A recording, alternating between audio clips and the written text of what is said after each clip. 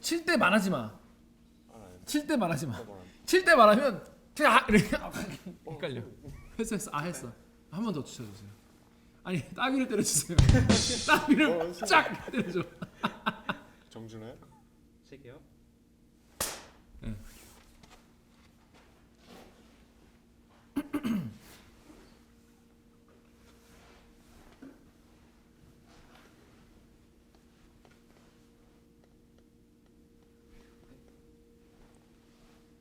듣다 보면 궁금해지고 보다 보면 책을 결국 사게 만드는 본격 책 읽기 독서 권장 방송 책 읽어주는 기자 둘. 저는 김기아 기자입니다. 정현욱입니다. 안녕하세요. 깜짝 놀라셨겠어. 여러분 여기 어딘지 아십니까? 이 백이 시커멓지 않다. 아니 이게 약간 좀 우리 권위 있는 대담 프로그램 같아서 그렇죠. 약간 부담스러워. 대담 프로그램 포즈 한번 취해볼까요 우리? 이렇게 이렇게 해야지. 이렇게 이렇게 하고 이제 좀 약간 잘 나와요? 감독 잘 나와요? 요거 하나 요거 괜찮지 않습니까? 하지만 그러기에는 우리가 너무 스타일이요. 족밥들이기 때문에 그렇게 할 수는 없다. 자 여기에서 저희가 오늘 방송을 진행할 텐데 예. KBS에 이렇게 좋은 곳이 있을 리가 없지 않습니까? 좀 멀리 왔죠 우리가. 예, 여러분의 수신료를 이렇게 쓰지 않습니다. 저희는 굉장히 아껴 쓰고 있기 때문에 굉장히 멀리 있는 그럴싸한 곳에 로케를 왔어요. 오늘은 뭐 뒤에 이 화면이 안 나오겠네요. 이 뒤에 있다가 감독님이 쫙 밀어줄 거야. 그림 쫙 밀어줘 있다가 오케이? 쫙 밀어줘요. 자 이거 어떤 곳인지 궁금해하시는 분이 계실 거예요. 그리고 이 보시는 이 분들 중에서도 한번 가보고 싶다. 그럴 만한 생각이 들 만한 곳입니다. 일단 김 기자도 그랬나요? 저는 왔는데 왜 우리 집 근처에 이런 곳이 없나? 내가 하나 만들어야겠다. 그런 생각이 들었어요. 그러려면 한 200억 정도 벌어야겠다. 이런 생각이 들었는데 자 여기 어떤 곳인지 소개를 한번 부탁을 드리도록 하겠습니다. 정혁 기자 잠깐 나가주시고 예. 이곳의 관장 여기가 관이기 때문에 관장님을 모시고 어떤 곳인지 말씀을 들어보도록 하겠습니다. 관장님 일로 오세요. 박수. 네, 뭐 자유스럽게 하는 분위기인 것 같아서. 그렇습니다. 막 하는 분위기. 네, 네, 살짝 당황 시작 인트로 보고 네. 네, 반갑습니다. 그런 프로그램이니까 네. 편하게 하시면 됩니다. 네, 네. 그냥 그 뭐 친한 뭐 동생, 네. 친한 친구에게 여기 소개한다는 생각으로 네. 자기 소개해 주시죠. 안녕하세요. 저는 청담동 문학도서관 소전서림 관장으로 있는 황보유미라고 합니다. 다리 풀고 안녕하세요. 반갑습니다. 마이크 이렇게 대고 하셔야 이제 소리가 잘 예, 들어갑니다. 대고 해야 여기가 되는군요. 청담동인가요? 예, 청담동입니다. 그렇구나. 예. 여기가 튀김 찍고 왔잖아요. 아니 난 그냥 이름만 찍고 왔는데 이름이 뭐예요 여기가? 소전서림. 소전서림. 네. 들어 보였습니까 여러분? 소전서림? 많이 핫하신 이제 뭐 유행이 핫하신 분들은 다 아실 것 같아요. 그래요. 데이트 코스로도 유명합니다. 요즘에는 젊은이들이 책 읽으며 데이트를 해요. 네. 나- 데이트 안 하시나 봐요. 아니. 저는 주로 이제 여기 여러분 어딘지 잘 감이 안 오시는 분이 계실 거예요. 여기가 LOE 클럽 근처예요. 여기가 그래서 여기가 옛날에 전 나이트 올 때 이 동네 여기 영동대교 되게 남단. 오래전 얘기 같은. 오래전 거 아는 게 더 이상해. 잠깐만. 나이트에서 나와서 새벽에 국밥 먹을 때. 새벽집에서. 그렇죠. 새벽집에서 그 근처죠. 국밥 먹고 네. 이제 좀 잘 되면은 고기 구워 먹고. 네. 그 근처예요. 맞습니까? 네, 맞습니다. 그렇습니다. 그 네. 근처니까 이제 아시겠죠? 그래서 소전서림이라는 곳인데 전 처음에 왔을 때 여기가 일단 외관도 너무 예쁘고 들어왔는데 여기가 술집인가 카페인가 서점인가 도서관인가 갤러리인가 대체 뭐 하는 곳인가 아니면 이 모두인가 어떤 곳입니까 여기?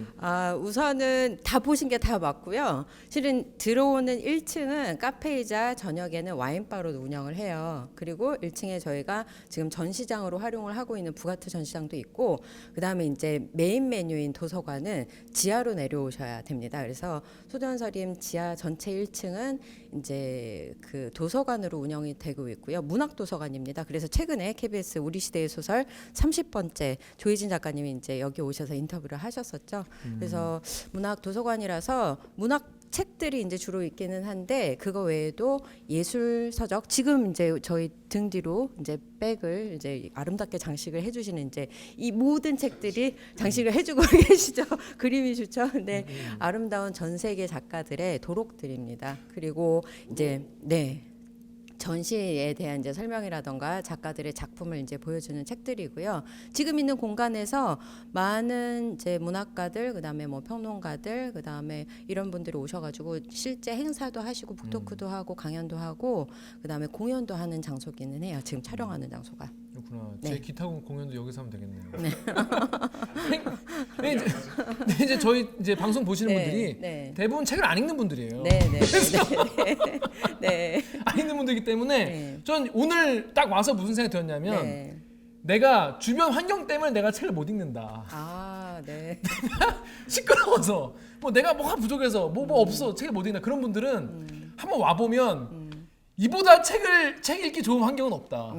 맞아요. 대한민국 그 지구상에 없어요. 왜냐하면 이제 한국에서 여기가 제일 내가 봤을 때는 네. 책 읽기 좋아. 네. 그래서 여러분 만약에 내가 주변 환경 때문에 책을 못 읽고 있다. 네. 이런 분들 한번 와보시면 좋을 것 같습니다. 네. 근데 아무나 막 와도 되는 거예요? 네, 그러니까 잘못 알고 계셔서 뭐 실은 뭐 회원들만 운영하는 거 아니냐, 뭐 돈 많은 사람만 가는 거 아니냐, 근데 전혀 아니고 전 국민한테 열려 있는데 제한이 한 가지가 있는데 성인만 올 수 있어요. 그래서 만 20세 이상이어야 되고 이제 왜 그러냐면 여기서 뭐 초기에 이제 오픈하고 기사도 많이 났는데 책 읽으면서 와인 한 잔도 할 수 있고 저희 이제 만화방처럼 생각을 한 거예요. 그래서 뭐 책 읽다가 짜파게티도 생각이 날 거고 뭐 핫도그도 먹고 싶고 이제 그걸 다 할 수 있는 공간이에요. 대신 음식물은 지금 이제 코로나 상황이라서 좀 제한적으로 아쉽습니다. 네 아쉽죠. 그래서 20세 이상이면 누구나 오실 수 있는 다만 이제 유료 도서관인데 입장료가 좀 있고 주무셔도 돼요. 그러니까 나를 위한 실은 휴식의 공간으로서 그렇죠. 이제 새로운 개념의 뭐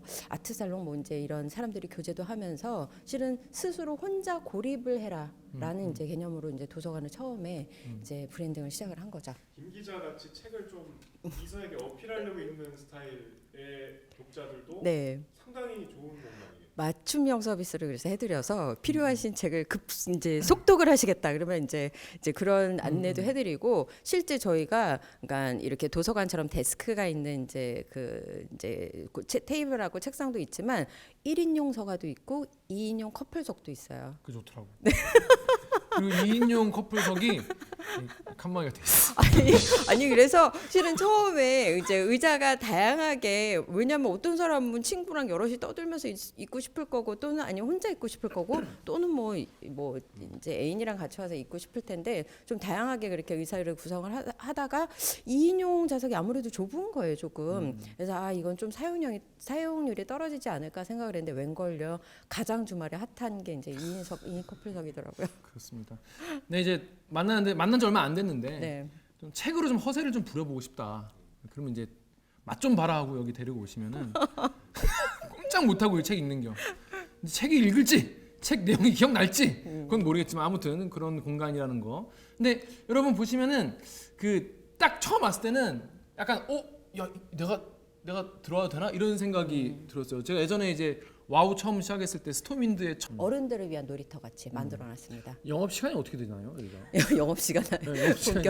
오전 11시에 열어서 밤 9시까지 밤 운영을 해요. 9시까지. 예. 그래서 뭐 늦게까지 하고 원래는 밤 11시까지 운영을 하다가 뭐 코로나 상황 때문에 조금 저희도 왔다 갔다 와인바는 몇 했었어요. 시까지 하나요? 와인바는 지금은 10시까지 하고 10시까지 있어요. 하고요? 예. 그렇습니다. 뭔가 그래도 뭔가 책이 있는 곳에서 와인을 마시면 그럼요. 죄책감이 좀 덜하지 그래도.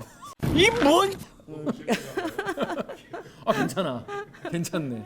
네. 알겠습니다. 그러면 저희는 요 소전 서림 뭐 예약을 하고 와야 되나요 그러면? 그럴 필요는 없습니다. 근데 예를 들어 2인석이 꽉 차 있으면 어떻게 해? 나가갈 수도 없고. 그 선착순이니까 그거는 이제 먼저 와서 선점을 하셔야죠. 그렇구나. 예약이 안 된다고 하면 여러분 일찍 와야 돼요 여러분. 그렇습니다. 자 그러면 저희는 혹시 우리 이 구독자분들께 보시는 분들께 혹시 뭐 마지막으로 하고 싶은 말씀 있으시다면? 소전서림 많은 분들이 알고 계시긴 하지만 편하게 오셔서 즐기실 수 있는 공간이에요. 우리가 또 책을 숙제처럼 읽어야 되면 힘들잖아요. 나 너무 힘들어. 그러니까 너무 힘들어 나. 그게 나야. 하지만 구독자와의 약속이기 때문에. 네, 그래서 실은 현대인들이 많은 뭐 일들에 둘러싸여 있는데 정말 혼자 있고 싶을 때 주말에 또는 평일에 그럴 때 오셔서 즐기세요. 한번 와보십시오. 네. 자 그러면 환영합니다. 저희는 관장님 보내드리고 이번 방송 시작하도록 하겠습니다. 감사합니다. 고생하셨다. 네. 저희 방금 이제 저희 진행할게요. 네. 네. 하십시오. 깜짝 놀랐어요. 기사님이세요 원래? 예. 아니 제가 링크 보내드릴 테니까 쉬는 시간 한번 알겠습니다. 믿어지지 않으시겠지만 그렇습니다. 가시죠. 엄청 준비하는데 오래 걸려가지고 녹화가 굉장히 지연됐습니다. 아 지금 하고 있는 거예요?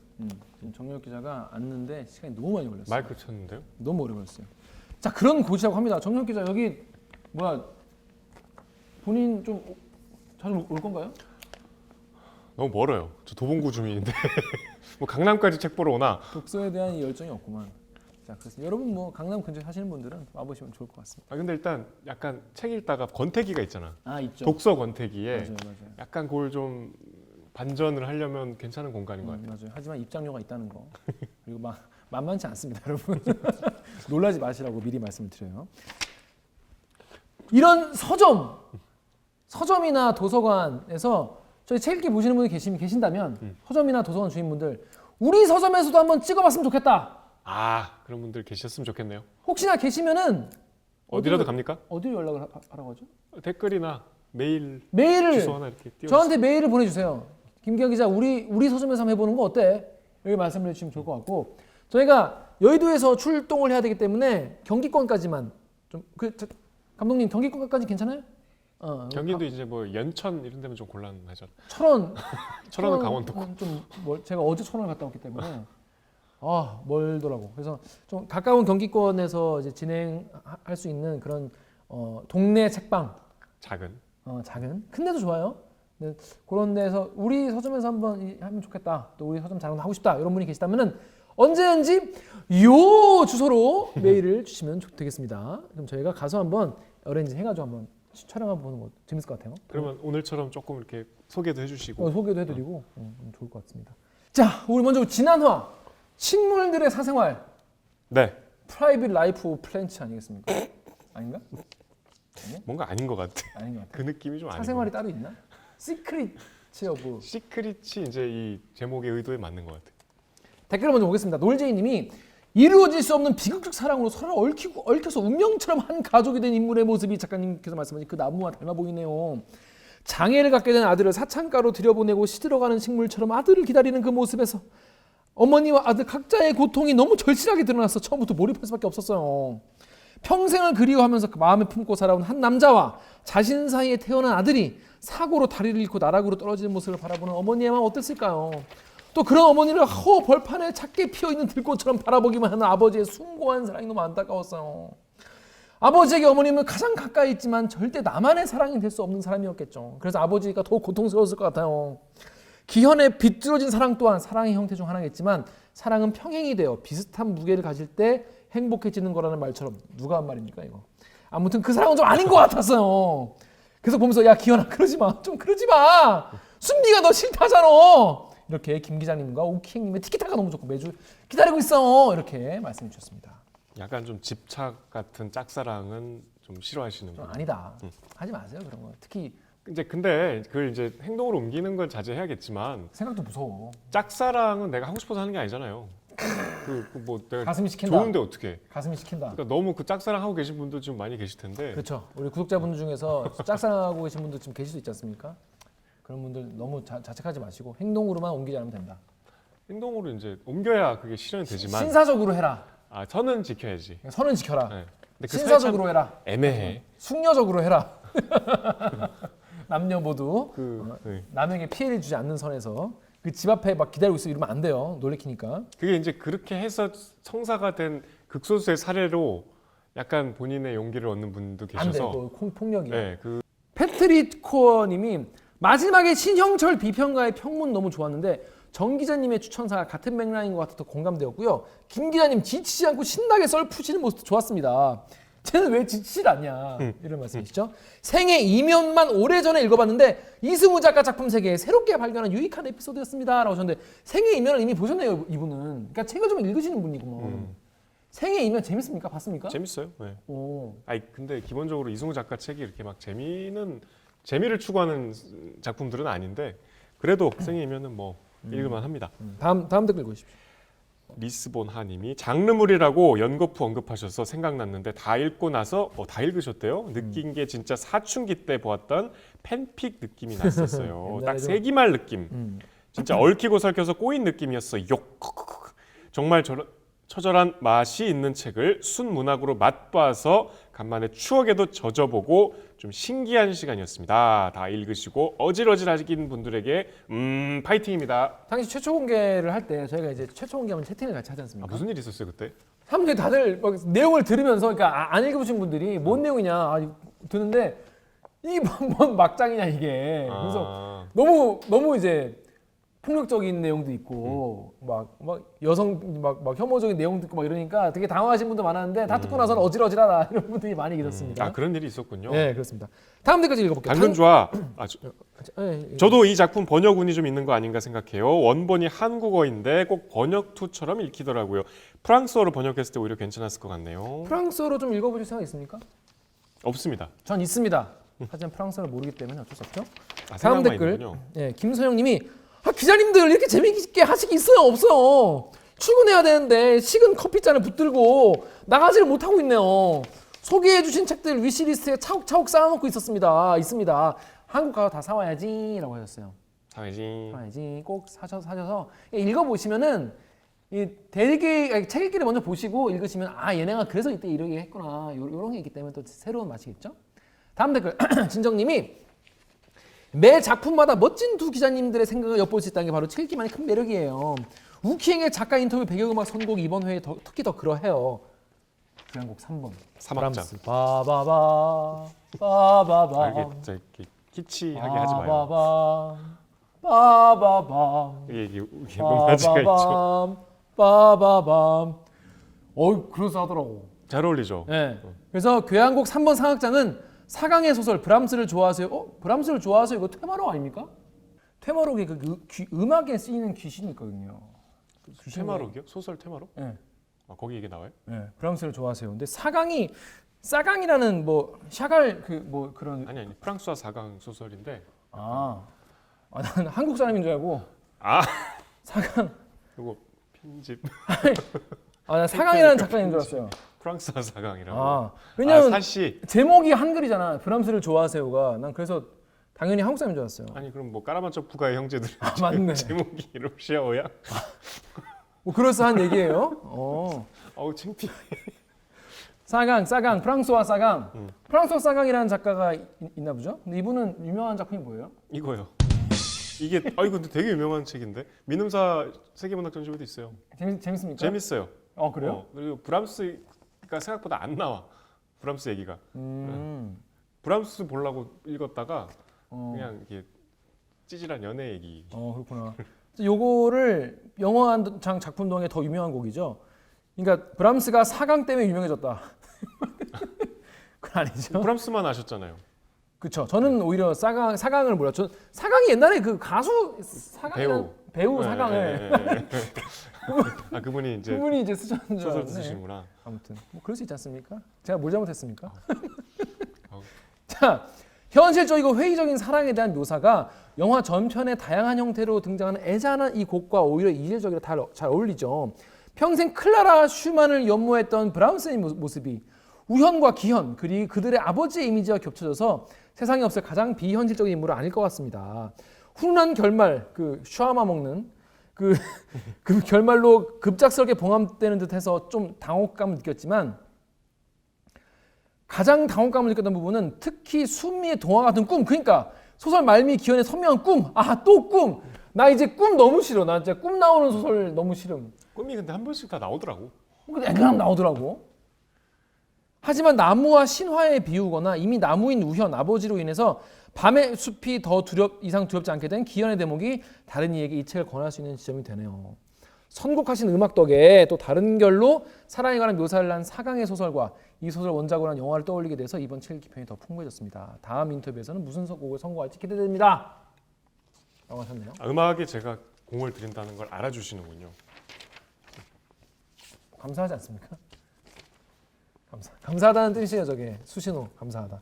접수. 접수. 제가 주말에 영화를 봤는데 극장에서 이 제목은 마이 뉴욕 다이어리라고 번역이 됐는데 원래 그게 뭔 번역이야? 아니 번역이 아니고 약간 제목 고쳤어. 마이 셀린저 이어예요. 원래 제목은 셀린저 알죠? 셀린저. 호밀바테 토마스 파스콘. 셀린저. JD 셀린저. JD 셀린저. 다른 셀린저요. 있어. 호밀바테 파스콘 유명하잖아요. 알죠. 더블린 너스. 더블린 너스 쓴 사람. 그 그러니까 실제 책을 이제 원작으로 한 영화인데 거기 보면 20대 이제 갓 대학을 졸업하고 버클리에서 뉴욕으로 청운의 꿈을 나는 문학도가 미국은 그 작가도 에이전시가 있나 봐요. 근데 아주 오래된 에이전시, 셀린저가 소속된 에이전시에 면접을 봐요. 소속됐던. 아니 그 당시 92년에도 얘기예요? 그 당시 얘기야? 아니 배경이 1995년인데 셀린저는 2010년에 돌아가셨어. 오래 그러니까 사셨네. 은둔 생활을 하고 소설을 안 쓰셨어. 60년대 이후로. 그래서 얘가 면접을 보는데 그 에이전시 대표가 우리가 알고 있는 시고니 위버야. 리플리가 면접을 보러 이제 나오는데 책 좋아하냐? 아 좋아하죠. 무슨 책 좋아해서 막 이렇게 고전들을 읊어. 그랬더니 약간 짜증내면서 요새 책은 안 읽니? 그런 장면이 나와요. 되게 고전을 좋아할 것 같은 어르신이. 그게 제가 원래 딱 그랬거든요. 취향이. 고전만 읽는. 그러니까 죽은 작가만 읽는다는 게 제 독서 원칙이었는데 음악도 죽은 사람들 음악만 듣잖아요.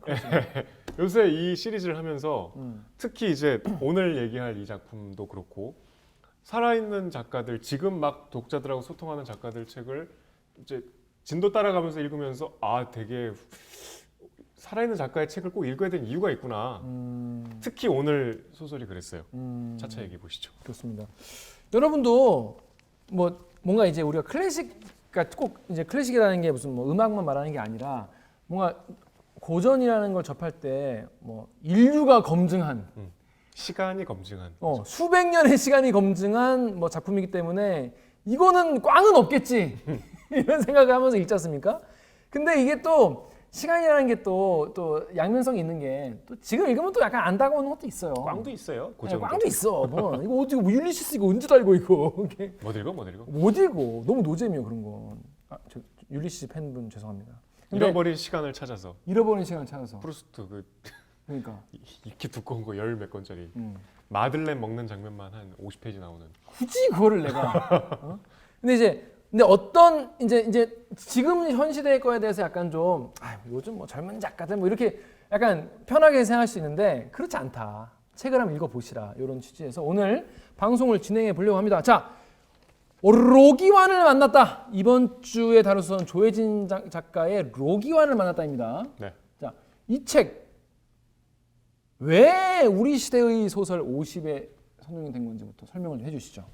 저는 이번에 사실 처음 알게 된 작가인데 이 책을 너무 훌륭한 책으로 정말 약간 감탄하면서 읽었어요.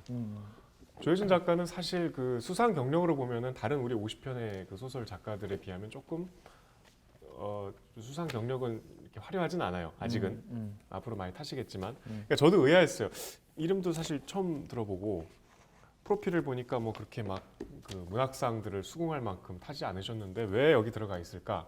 근데 이제 이분이 타자의 소설가라는 별명이 있어요.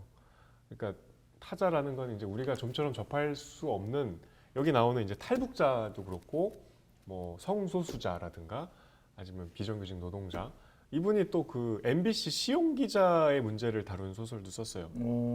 굉장히 그 사회 문제에 밝은 분인데 굉장히 남의 공감을 하려는 노력들을 소설에 많이 담았어요. 그리고 그 노력이 되게 재미있는 어떤 흥미진진한 이야기 속에 녹아들어서 그 가치를 잘 입증한 작가로 인정을 받았고 이 작품도 판권이 이미 팔렸어요.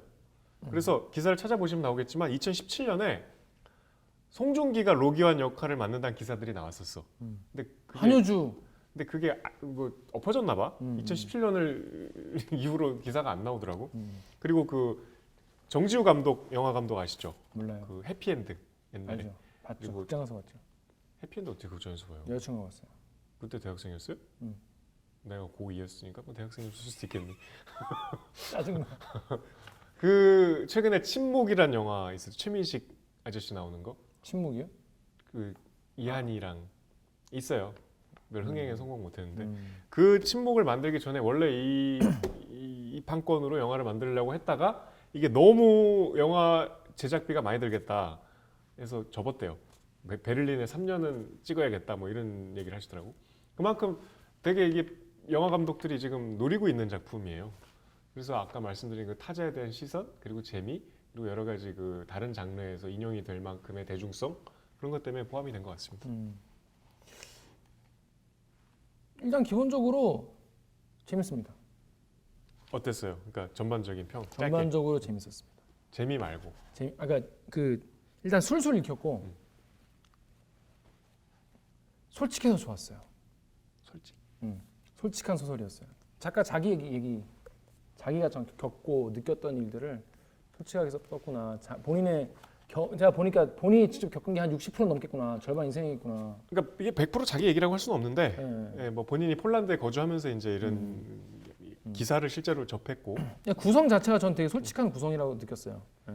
이 소설이 구성 방식 자체가, 그러니까 내가 이 소설을 쓰게 되기 시작한 시점부터 기록부터 이렇게 시작해서 이게 기록이 끝난다는 이야기를 담은 내용까지의 소설이기 때문에 이런 소설 구성 되게 저는 좋았다. 뭐랄까 되게 솔직한 이야기를 듣는 그런 기분이었고 그 속에 그러니까 이게 우리가 소설이 저는 요즘에 쭉 읽으면서 소설의 어떤 서사나 이야기 재미가 이렇게 있고 거기에서 작가가 뭔가 하고 싶은 이야기 뭐 인간에 대한 뭐 통찰이나 이런 게 이제 자연스럽게 녹아 있는 소설이 좋은 소설인데 어떤 소설은 너무 이제 이 하고 싶은 얘기는 많은데 서사는 좀 약한 경우가 있고 어떤 소설은 이제 이야기는 재밌는데 녹아 있는 이제 통찰 같은 좀 이제 빈약한 경우도 있는데 전자는 작별하지 않는다. 넘어가 그만해. 후자는 새해 선물 아닌가요? 뭘 어떻게 알았어? 그만해. 아니 아닙니다 여러분 그렇게 생각해 그랬다고 말하는 적 없습니다. 아무튼 한강 안티로 지금 가시는 건가요? 그런데 전 좀 약간 되게 그 밸런스가 잘 잡혔달까? 근래 보기 드문 수작이다. 아니 그건 모르겠고 제가 근래 본 게 몇 개 없으니까. 근데 왜냐면 그 밸런스가 되게 잘 잡힌 소설이라는 생각이 들었고 그 밸런스가 잘 잡힌 이유가 뭘까라고 생각을 해봤는데 내 이야기를 담담하게 풀어놔서 그런 게 아닐까라는 생각이 들었어요. 이광수의 흑 이후로 최고의 작품이다. 그렇죠. 이광수 선생의 흑은 보다 잦기 때문에 저에게는 최고의 작품은 아니었습니다. 죄송합니다. 차차 얘기해 보죠. 네. 자, 근데 어떤 내용인지 사실 표지가 되게 좀 표지 만든 분에게 죄송하지만 되게 재미없게 만들었어요. 그리고 약간 이 소설이 담고 있는 무게에 비하면 너무 가벼워 보여. 가볍기도 하고 디자인한 분이 계실 거 아니에요. 죄송한데 되게 별로였다. 그리고 나는 그러지 않았어요? 이게 비행기 선인데 자꾸 머리카락 묻은 줄 알고. 나 이게 핸드폰 깨지면 이렇게 돼요. 핸드폰 깨지면 금이 가거든. 그래서 금 간 거 같아가지고. 비행기 선이 있는데 이게 머리카락인 줄 알고 몇 번 들었어. 저는 개인적으로 디자인 만약에 개정판을 낸다면 이게 몇 쇄입니까 이거? 꽤 많이 팔렸어요. 그거 왜 안 바꾸셨어? 이거 8쇄네 벌써. 이거 표지 좀 바꾸면 좀 더 그럴싸하게. 그럼 뭐 탈북자 나와야 되나요? 아니죠. 류수환 감독의 베를린 같이 이렇게 전 약간 처음에 이게 그 벨기에 얘기라 그래서 딱 그 류수환 감독의 베를린을 떠올렸어요. 그런 약간 스산한 그 유럽의 막 이런 벽돌 바닥 여기인데 이게 이도 저도 아니야. 이거 노란색 이건 뭐예요 이거 동그라미 뭐야? 그런 것도 있네요. 이거 뭐 이렇게 별 인기 없는 그 인테리어 가게 가면 이렇게 막 있는 막 조명 같은 그런 느낌이어가지고 전 좀 눈 내리는 건가 봐. 디자인이 제일 별로였다. 죄송하지만 이거 디자이너분이 우리 방송을 보시지 않겠죠? 보실 수도 있죠. 이 책이 나오는데 사과드리겠습니다. 썸네일 보고 내가 디자인한 거다. 근데 욕하네. 사과드리겠습니다. 저는 그랬다는 거예요. 가시죠. 자, 근데 어떤 내용인지 모르시는 분도 계실 거예요. 근데 이거 내용 재밌어.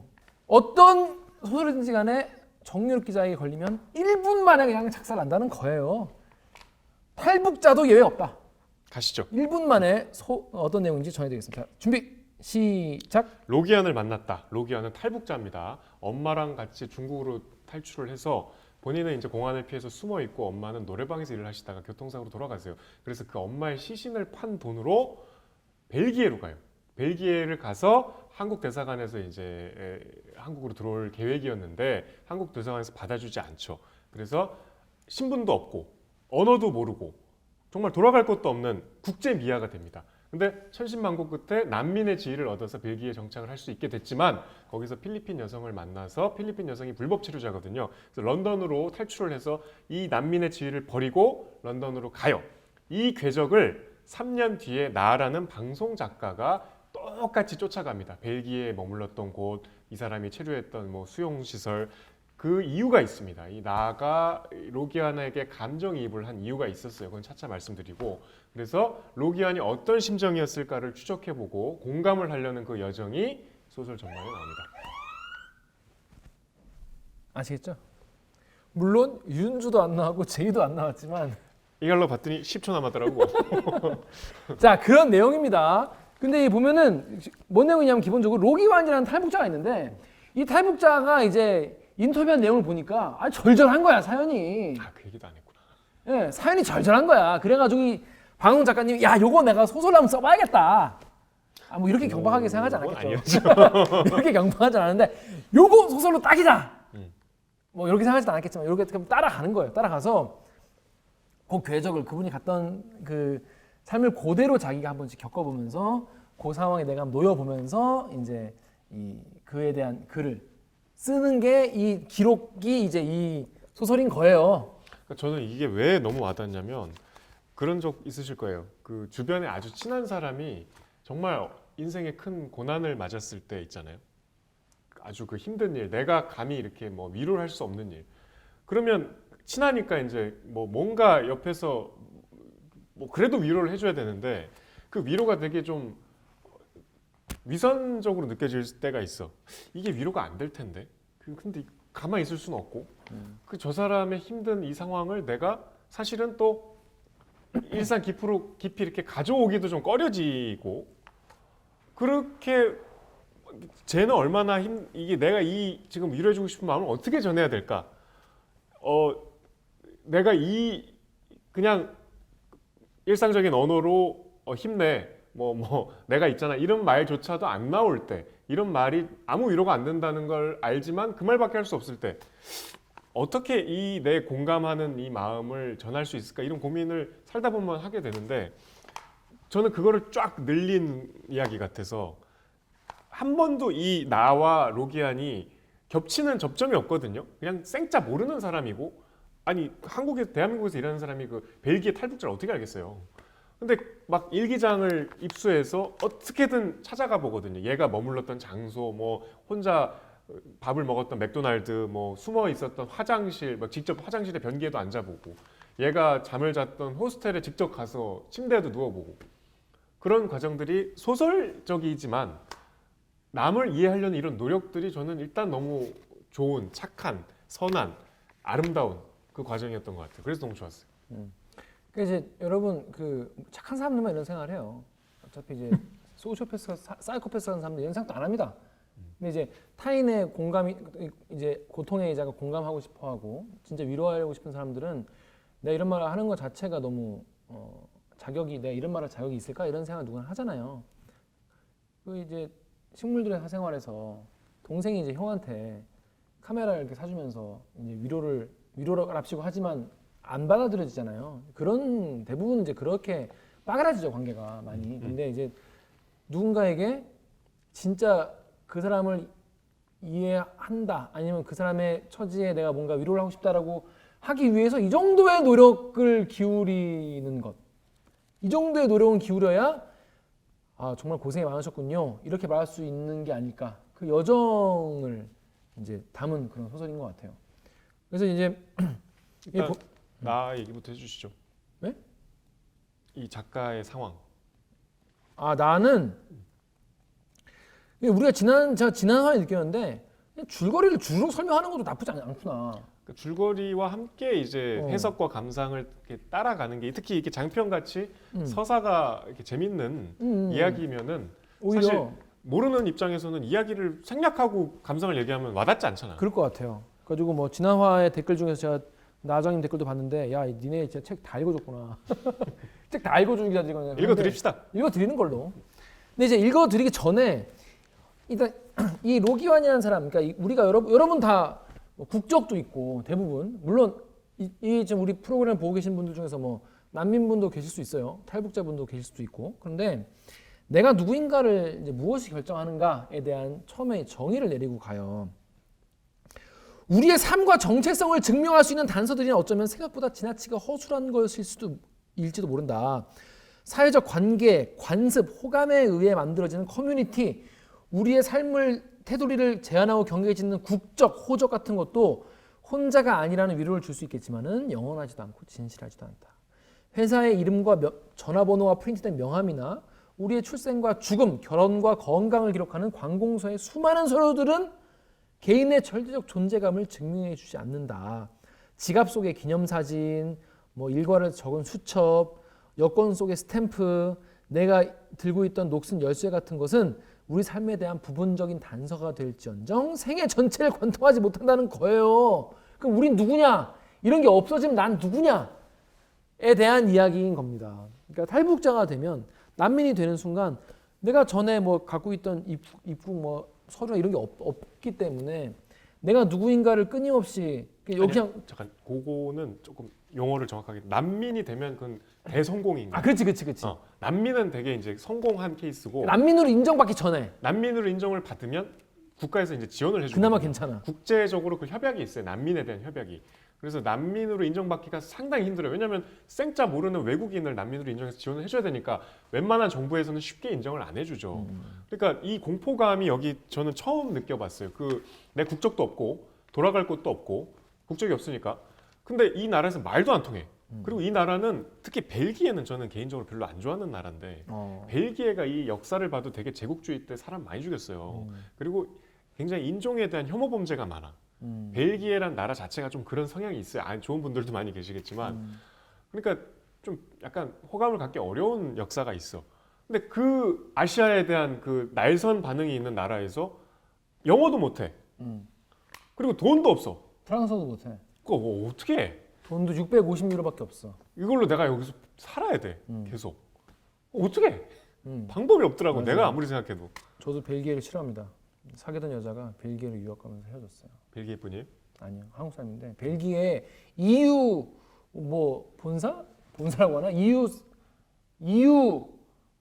유럽연합 본부가 있다면서 네. 거기에 뭐 인턴인가 뭐 하러 간다고 가서 헤어졌어요. 저를 버리고 가서. 오빠 나 벨기에로 가 이러고 갔어요? 갔어요. 우프 이런 거 아니야? 아니에요. 잘 먹고 잘 살길 기도하겠습니다. 그 뒤로 안부를 몰라요? 안부를 뭐냐 뭐 매일 주고받다가 뭐 한마디 하시죠. 잘 지내니? 나는 잘 지낸단다. 이거야? 날 잊어. 나도 널 잊을게.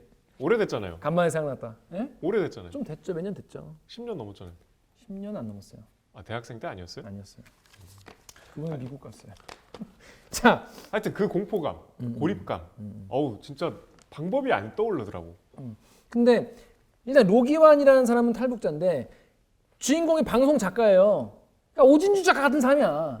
나 오진주 작가의 감상도 제가 뒤에 넣을 건데 이 방송 작가가 이제 PD랑 이제 약간 좀 썸이 있었던 거죠. 썸이야 사귀었지 뭐. 깊이 사겠지. 사귀었지. 사귀다가 이분이 하는 게 이제 사랑의 리퀘스트 같은 프로였나 봐요. 딱 그런 프로죠. 사랑의 리퀘스트 메인 작가야. 여러분 사랑의 리퀘스트 아시죠? 이제 슬픈 사연이 있는 분을 찾아가서 어려운 이웃들. 어려운 이웃들이 어려우니까 이제 뭐 ARS로 좀 성경을 보내주시오. 절절한 사연을 절절한 찍어와서 사연을. 근데 지금 전화하세요. 막 이런 거. 지금 전화하시면 뭐 누구에게 얼마 갑니다. 뭐 그런 이제 프로그램을 만드는 사람인데 이게 여러분 이제 방송 일을 하다 보면 말이죠. 이런 타인의 고통에 좀 무감각해지는 경우가 많이 있어요. 이게 꼭 그런 프로그램을 해서라기보다는 늘 어떤 남들의 비극에 대해서 하는 게 이제 보도하고 전달하는 게 직업이다 보면은 그래서 기자들이 좀 뭐랄까 감정적으로 좀 메말라지는 것 저는 좀 그래서 그런 것 같아요. 그런 일 다 있을 텐데 기자들은 초년병 때 야근하다가 이제 사건 사고 나면 가잖아요. 제가 아직도 그 기억이 나는데 1년차 때 어디 이제 술집에 불이 나서 사건 사고 종합을 우리가 아침마다 하니까 근데 새벽 2시가 지나도 사건 사고가 없는 거야. 그러니까 이제 야근 일진이 초조해진 거야. 이게 왜냐면 이게 우리는 그런 게 하나쯤 있어야 내가 이제 일한 게 되기 때문에. 근데 이제 세상이 조용한 건 사실 좋은 건데 기자 입장에서는 초조할 수 있어. 그때는 그랬나 봐요. 그래서 이제 마침 조그만 화재가 있다길래 이건 무조건 나가라. 그래서 이제 제가 촬영 기자랑 나가서 갔는데 불이 다 꺼졌어. 그러니까 호프집이었는데 김포 어디 호프집이었어요. 지금도 기억나는데 그 호프집 사장님이 밖에 나와 계시더라고. 당연히 가게에 불이 났으니까. 갔는데 불길은 온데간데 없고 뭐 그릇만 있고 이렇게 전반적으로 말짱해.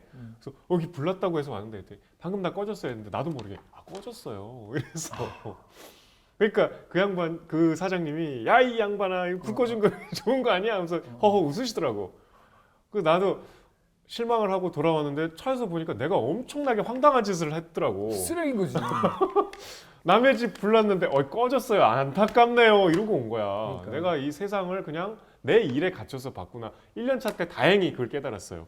근데 방송 작가들도 많이들 그러시겠죠. 그쵸. 남의 아픔을 그냥 아이템으로 볼 수 있지. 그렇죠. 이게 이제 정력 기자 말하면은 정력 기자만 쓰레기가 되니까 저도 얘기하자면 예전에 그 절에 불이 세게 난 적이 있었어요. 불이야?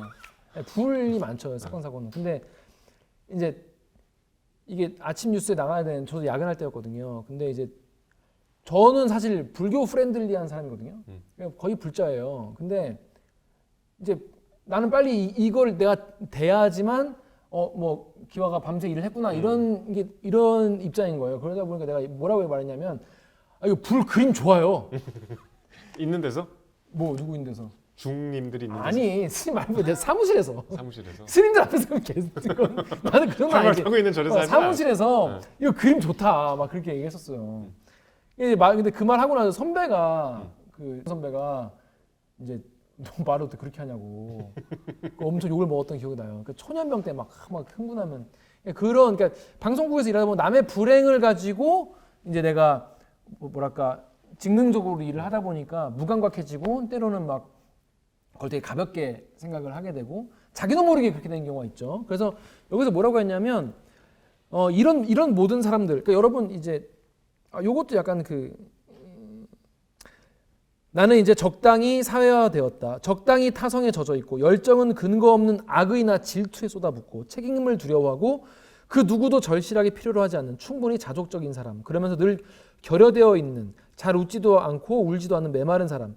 몇 개의 프로그램을 거치는 동안 내게 진심이라는 단어는 자연스럽게 망각의 목록에 포함되어 갔다. 그래서 5년 전에 나는 진심 운운하는 PD의 말에 부끄러움도 느끼지 않았다. 그가 내게 하고 싶었던 말은 출연자의 고통은 어떻게 해도 전달되지 않는 것 아니냐라는 일종의 부전문 같은 것이었다. 그러니까 출연자의 고통에 대해서 우리가 제대로 이제 전하지 못하고 있다는, 우리는 그냥 이거를 일로 대하고 있다는 그런 어떤 진심과 이런 거에 대한 괴리가 되는 그런 자학에 대한 이야기죠. 그래서 그 PD를 좋아하게 된 게 그 PD는 정말 그 진심에 대한 진정성을 갖고 있어서 실제로 그 사연을 직접 체험해 보고 싶어하고 어떻게든 공감하고 싶어하고 그런 노력을 하기 때문에 더 가까워졌죠. 그러다가 윤주라는 17살짜리 아이를 만나요. 소녀, 예? 여고생. 17살짜리 아이를 만나는데 그 아이는 오른쪽에 이렇게 혹이 이렇게 있어. 근데 이게 종양인데 이게 악성 종양, 그러니까 암 같은 건지 아니면 수술하면 되는 건지 몰라. 그래서 아니죠. 종양이란 가능성은 처음에 아예 몰랐죠. 그러니까 아예 혹이었던 거죠. 그래가지고 이거를 이제 수술하려는 성금을 모은 거예요. 근데 성금 모으는 방송을 틀어야 되는데 이게 그러니까 얘랑 친해졌어. 그러니까 애가 더 괜찮아서 그러니까 이게 방송 기자랑 똑같은데 지금 트는 거보다 좀 추석 때 틀면 어떻겠냐. 더 많이 성금이 올 테니까. 추석 때 틀면은 더 많은 분들이 모이고 보고 가족들끼리 있기 때문에 또 성감도 있다. 야, 뭐 보내라 불쌍하다 이렇게 보내는 경우가 많기 때문에 더 실용적으로, 실용적으로 좋은 실용적으로 더 이제 아이템을 묵힌다라고 우리는 표현을 하는데 아이템을 묵혔다가 추석에 트는 게 어떻겠냐라고. 아니죠. 그러니까 묵힌 게 아니고 제작을 늦게 한 거지. 왜냐면 수술하는 장면을 담아야 되는데. 그렇죠. 그래서 수술하는 장면을 나중에 찍어가지고 석 달 뒤에 내면 어떻겠냐. 그래서 의사 선생님한테 선생님 이게 이러저러고 수술비 또 뭐 많이 모이려면 석 달 뒤에 이제 수술하는 게 좋겠다 이런 얘기를 해요. 근데 윤주한테 얘기는 안 해. 의사 선생님 들어보니까 괜찮을 것 같다. 가지고 오케이 이렇게 하거든요. 근데 정작 수술 날짜가 잡혀가지고 수술하려고 이제 이거 혹을 조직 검사를 해봤더니 이게 악성이 그새 돼 있는 거야. 암같이 암이 돼 있는 거예요. 그 이게 작가 입장에서는 내가 미루자고 안 했으면 그때 수술했으면 이게 암이 아닐 수도 있는데 석 달 만에 이게 암으로 변했다고? 그 의사 입장에서는 이런 경우는 되게 드물긴 한데 자기 좀 당황스럽다. 그러니까 되게 죄책감 입장이잖아요. 나 때문에 얘가 암에 걸려 죽으면 어떡하나. 그래가지고 그 아이한테 이제 그 얘기를 하게 되니까 애는 완전히 이제 멘붕이 돼가지고 이제 막 울고 불고 막 난리가 나죠. 그런 상황에서 얘가 이제 난 작가 이거 못하겠다 싶어가지고 나는 이제 방송 작가 일을 못하겠다라고 그만두고 나오는 죄책감에. 근데 그런 상황에서 이제 우연찮게 L에 대한 글을 보게 되고 내가 윤주에 대한 죄책감, 죄의식을 이쪽에 투영하게 되죠. 그 스토리에 이제 그 얘기로 넘어가야죠. L은 이제 그 한겨레 신문에 그 실제로 기사가 있어요. 탈북민에 대한. 그리고 보면은 다 본인 얘기야. 보면 어느 정도 각색이 됐겠지만은 그러니까 탈북한 분이 벨기에에서 진짜 죽을 고생을 하고 한국 대사관 가서 안 받아주고 여기서 살 수도 없고 막 그래가지고 고생하다가 이제 건너가는 그런 이야기인데 그걸 이제 기사를 보고 이 사람에 대한 이야기를 이제 내가 좀 소설 써야겠다 싶어가지고 이 사람에 대한 기사 그리고 뭐 일기, 뭐 자술서 이런 걸 구해가지고 이제 벨기에를 무작정 떠납니다. 이 사람의 이야기를 쓰려고. 기사에 나온 한 문장에 꽂혀서 그렇게 됐다고 하는데 그 한 문장이 되게 소설 뒷부분에 나와요. 궁금하게. 그 한 문장 때문에 이제 나는 벨기에로 간다. 그래서 이 기사를 썼던 기자한테 이제 연락을 해서 여기 보면 그 기자는 특파원인가 봐요. 해외에 체류하고 있는 기자고. 그다음에 그 기자한테 메일을 보냈더니 그 기자가 이 탈북자를 돌봐줬던 박이라는 의사, 역시 탈북자 출신의 벨기에 정착한 의사를 소개해 주죠. 그래서 이제 그런 소개를 받고 벨기에에서 취재를 시작하죠. 근데 가서 엄청 고생을 해요. 그러니까 이 로에 대한 이야기로 넘어가자면은 이 로는 난 그 소설 생각났어. 그러니까 아까 얘기를 했지만은 어머님이 연길에서 이제 죽어요. 죽고 나서 이제 어머니의 시신을 이제 어차피 중국 당국이 처리할 거니까 그냥 팔아라. 4,000달러를 받아요. 시신값으로. 그래가지고 그 돈을 가지고 연길에서 벨기에로 아니다. 베를린으로 처음에는 베를린으로 가는 거죠. 베를린으로 망명을 하는데 브로커 값이 2,800달러야. 그 남는 돈. 그 남은 돈을 이렇게 유로로 어떻게 환산해 보니 650 유로만 남은 거예요.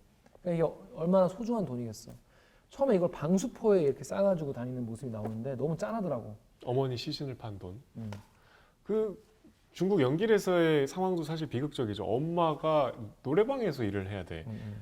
유흥업소에 가서. 근데 나는 중국 공안한테 걸리면 안 되니까 집에 숨어 있어야 돼. 그러니까 엄마가 노래방 가서 일하는 걸 그냥 보고만 있어야 돼. 무기력하게. 그러니까 엄마가 밤늦게 막 고된 일상을 견디시다가 밤에 퇴근하다 교통사고로 돌아가시거든요. 우리 예전에 그 소설 아내의 시신을 판 돈으로 밤새 술 먹는 소설 있었지 않습니까? 그거는 운수 좋은 날 얘기한 거 아니야? 아니 말고 우리 같이 다뤘던 소설에서 서울 70년대 서울 60년대 서울 1969년 서울 그 김승옥 소설. 김성옥 소설 네. 그 소설이 생각났어요. 근데 거기서 이제 그 돈을 어떻게든 빨리 내가 써보려고 그랬더니 근데 여기는 반대예요. 내가 어머니가 네가 망명해서 행복하게 살길 바라지 않겠냐 이런 얘기를 듣고 하루에 40유로야 숙박이. 거기서 정말 죽을 고생을 합니다. 근데 이 삶을 궤적을 따라가는 거야 작가가. 따라가는데 어떻게 따라가냐?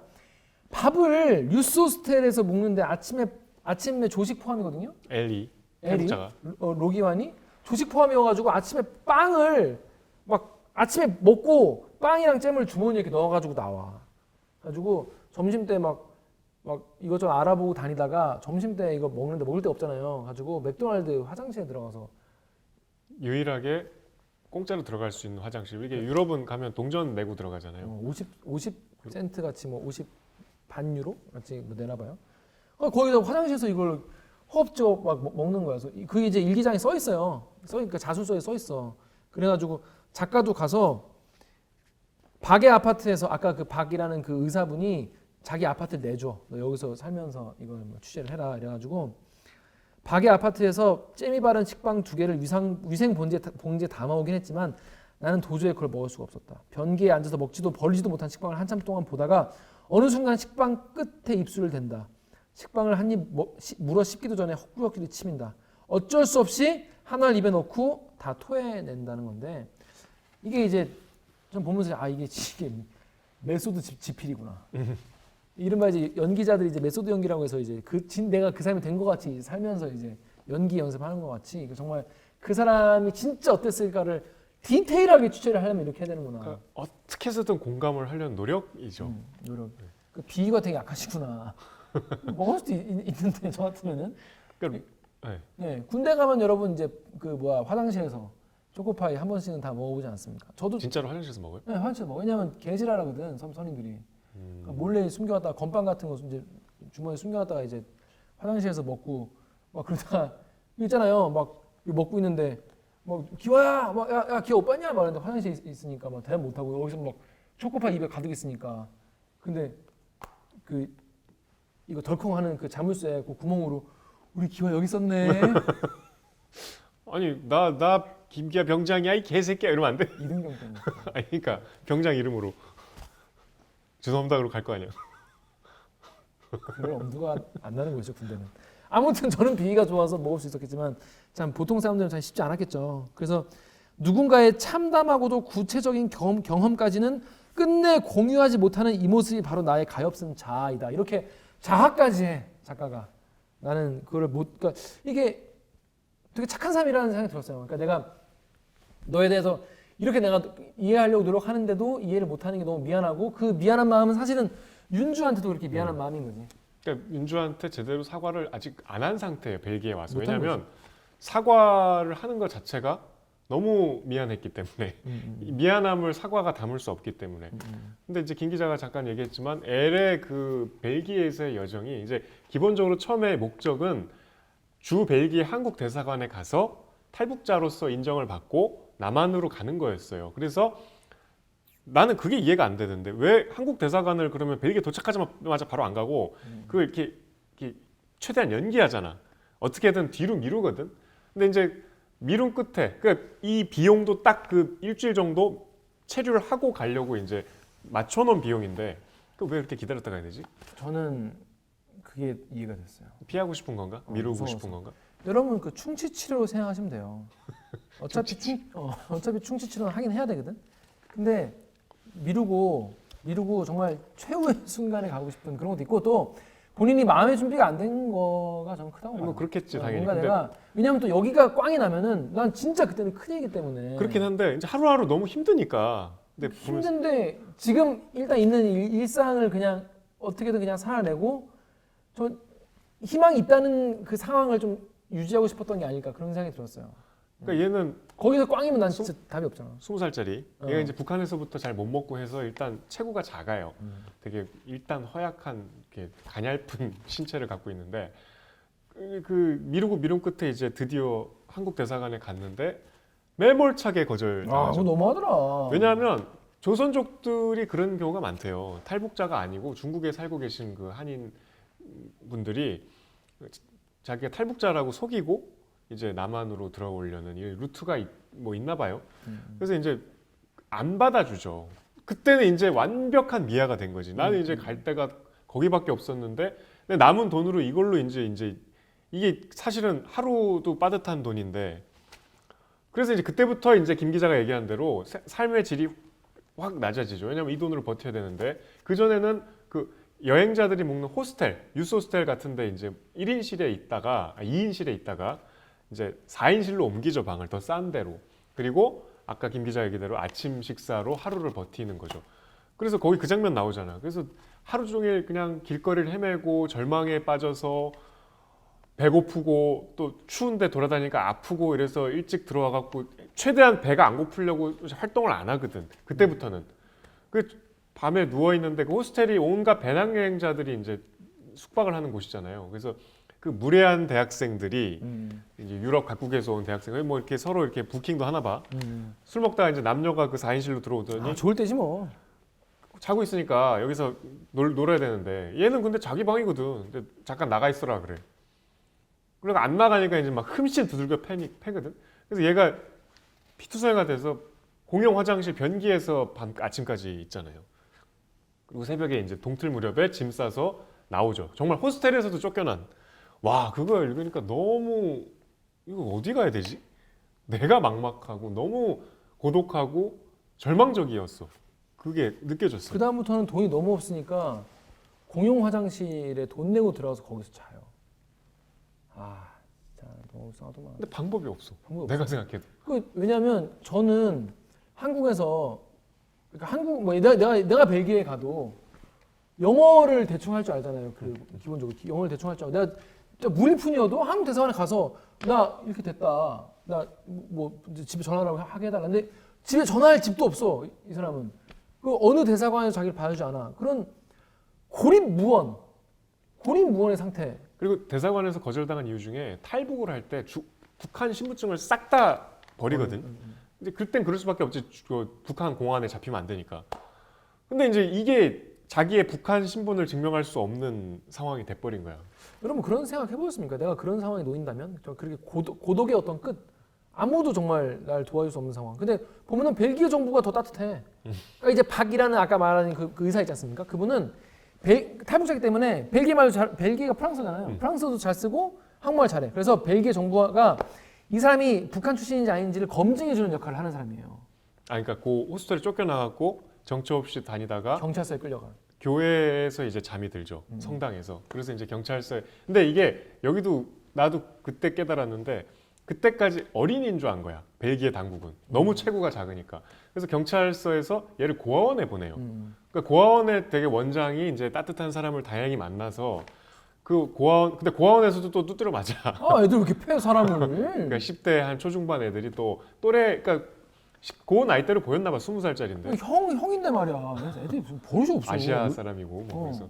근데 그 이제 거기서 이제 그래도 어쨌든 인간다운 의식주를 해결하니까 이 로기안이 이제 자기의 어떤 사연을 원장한테 털어놓고 그래서 그 원장이 그 난민으로 이제 인정받을 수 있는 과정을 도와주죠. 그때 박이 이제 로기안을 알게 되는 거죠. 근데 박도 모르니까 사연이 있어. 박의 사연도 너무 슬퍼. 너무 슬퍼. 너무 나는 그 약간 진짜 눈물 났어. 근데 좀 약간 박의 사연은 슬프긴 하지만 좀 간단해요.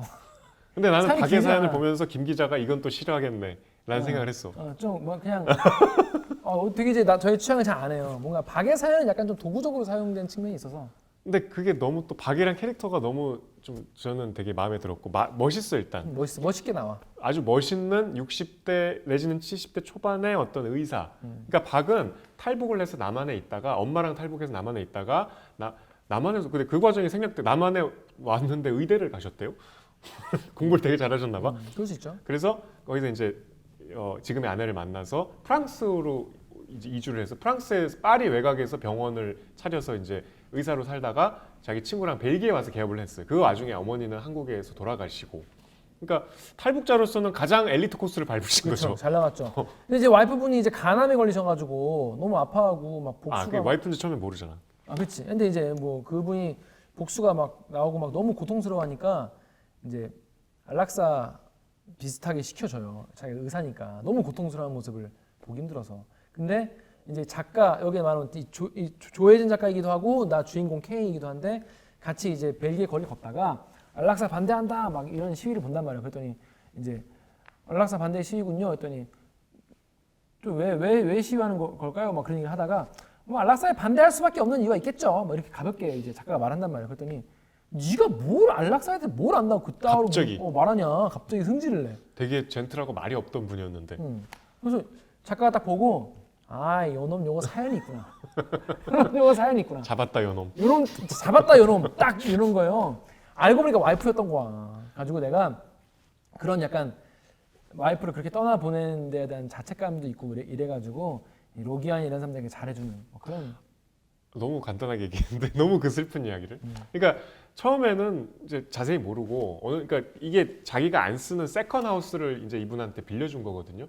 그러니까 취재하러 와서 되게 숙소 운이 좋았던 거지. 거기 있을 때 이제 가끔 자기 집이니까 와서 뭐 있는데 한 번은 따져요. 김 기자 말대로. 너 옛날에 그랬지? 그 남의 상처를 후벼 판 거지. 그때는 아내인지 모르고 누군가 환자를 왜냐면 벨기에는 안락사가 불법이거든. 그랬구나라고 짐작만 했는데 소설 마지막에 가서 그 절절한 얘기가 나오는데 아내가 이제 가난 말기에 너무 고통스러운 나날을 보내고 있었는데 어느 날 아내가 자기한테 좀 약국 가서 병원 가서 약을 새로 받아다 달라. 그래서 나가다가 뭔가 느낌 이상해서 뛰어와 봤더니 아내가 제대로 걷지도 못하는데 그 앙상한 다리 하나를 테라스에 놓고 뛰어내리려고 하는 거야. 그래서 이거는 아내가 늘 죽고 싶어 했는데 이걸 도와줘야겠구나라는 생각을 처음 해서 그 죽는 약물을 술에 타서 아내 병상 옆에 두고 방을 나와요. 그러면 그 나오는 그 심정이 어떻겠어?